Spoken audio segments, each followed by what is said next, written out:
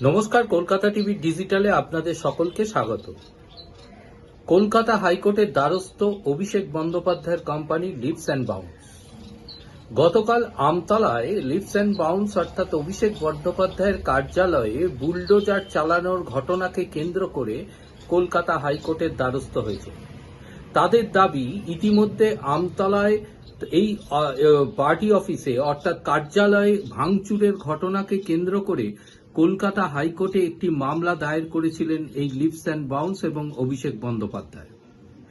অভিষেক বন্দ্যোপাধ্যায়ের দাবি ছিল, এই বিষয়ে পুলিশকে অভিযোগ জানিয়েও কোনো কাজ হয়নি। যে মামলাটি বিচারাধীন রয়েছেন বিচারপতি সৌগত ভট্টাচার্যের বেঞ্চে, কিন্তু সেই মামলাটি এখনো পর্যন্ত শুনানি হয়নি। ইতিমধ্যে গতকাল অর্থাৎ শনিবারের এই বুলডোজার চালানোর ঘটনাকে কেন্দ্র করে তারা গতকালই হাইকোর্টের ভারপ্রাপ্ত প্রধান বিচারপতি তপব্রত চক্রবর্তীর কাছে আবেদন জানান যে এই মামলার দ্রুত শুনানি গ্রহণ করা হোক। তারই প্রেক্ষিতে আজ রবিবার ছুটির দিনে বিচারপতি রাজা বাসু চৌধুরীকে ভারপ্রাপ্ত বিচারপতি এই মামলার শুনানির জন্য নিযুক্ত করেছেন।